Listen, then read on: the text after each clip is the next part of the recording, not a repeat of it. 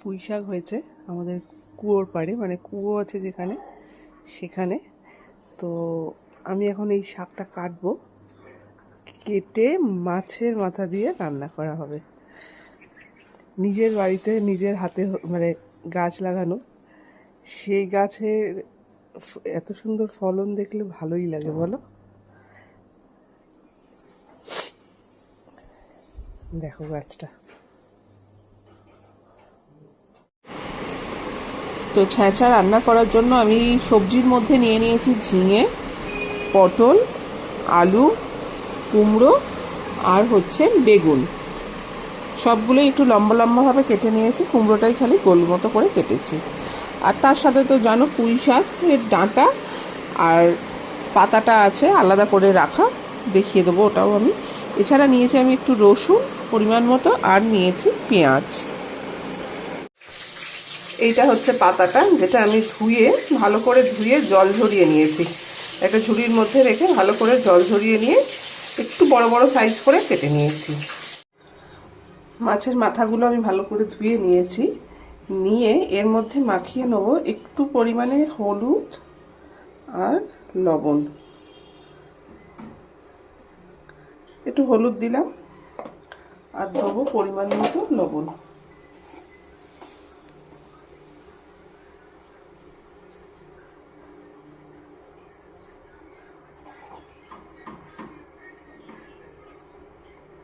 এবার এটাকে আমি ভালো করে মাখিয়ে রেখে দেবো। কড়াই আমি তেল দিয়ে দিয়েছি, তেলটা একটু কালো লাগছে বিকজ আমি এর আগে একটু পটল ভেজেছি, ওই জন্য তেলটা কালো লাগছে এরকম। এবার আমি মাছের মাথাগুলো ভেজে নেব, আর দেবো না, দুটো করেই ভাজবো।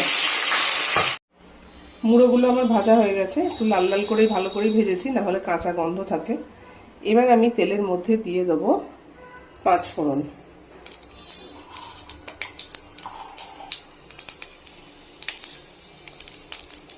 পাঁচ ফোড়ন, 4টে শুকনো লঙ্কা, আর দিয়ে দেবো হচ্ছে তেজপাতা।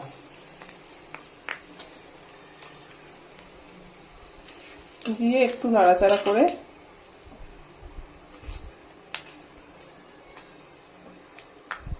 ফোড়নটা ভাজা হয়ে গেছে। এবার আমি তেলের মধ্যে দিয়ে দিলাম থেতো করে রাখা রসুনগুলো আমি থেতো করে নিয়েছিলাম, দিয়ে থেতো করে রাখা রসুনটা আমি তেলে দিয়ে দিলাম। একটু নাড়াচাড়া করব। এবার আমি দিয়ে দিলাম তেলের মধ্যে পেঁয়াজটা, কুচি করে রাখা পেঁয়াজ। পেঁয়াজটা খুব বেশি ভাজবো না, একটু ভেজে নিয়ে এবার আমি দিয়ে দেবো হচ্ছে, প্রথমে দেবো আলু। আলুটা একটু নাড়াচাড়া করে তারপর বাকি সবজিগুলো দেবো। আলুগুলো একটু ভাজা হয়ে গেছে, এরপর আমি দিয়ে দিচ্ছি কেটে রাখা কুমড়ো আর পটল।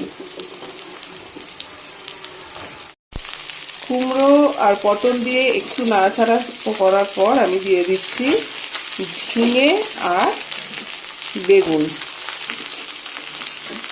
এইবার সমস্ত সবজিগুলোকে একটু ভেজে নেব, 2-3 মিনিট টাইম মতো একটু ভেজে নেব।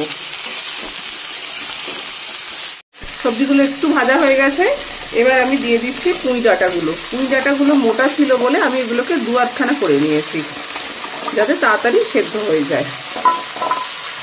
এই এখন আমি দিয়ে দেবো এর মধ্যে পরিমাণ মতো নুন, তাহলে সবজিটা তাড়াতাড়ি নরম হয়ে যাবে।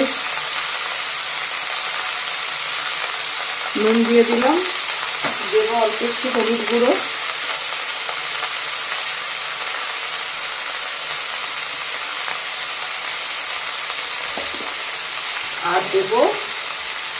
আর দেবো হচ্ছে অল্প একটু লঙ্কার গুঁড়ো,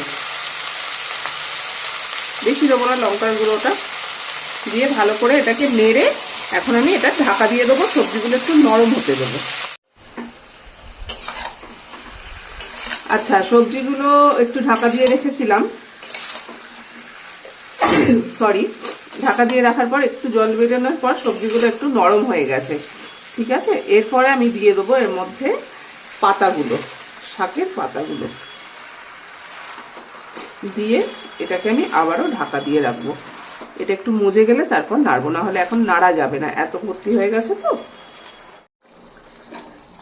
আচ্ছা, ঢাকা খুললাম, খুলে একটু নেড়ে নিচ্ছি।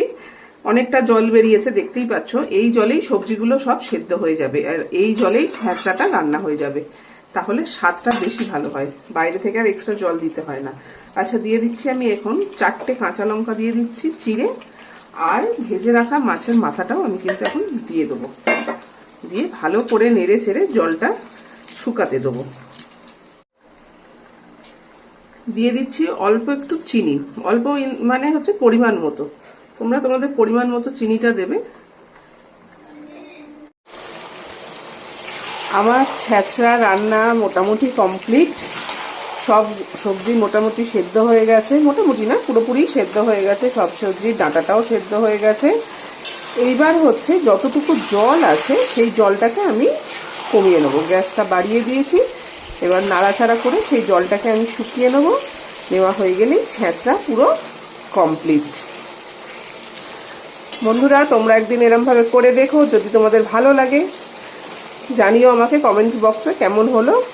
আর যদি আমার রান্নাটা তোমাদের পছন্দ হয় তো তোমরা আমার চ্যানেলটাকে একটু সাবস্ক্রাইব করে দিও, লাইক করে দিও, শেয়ার করে দিও।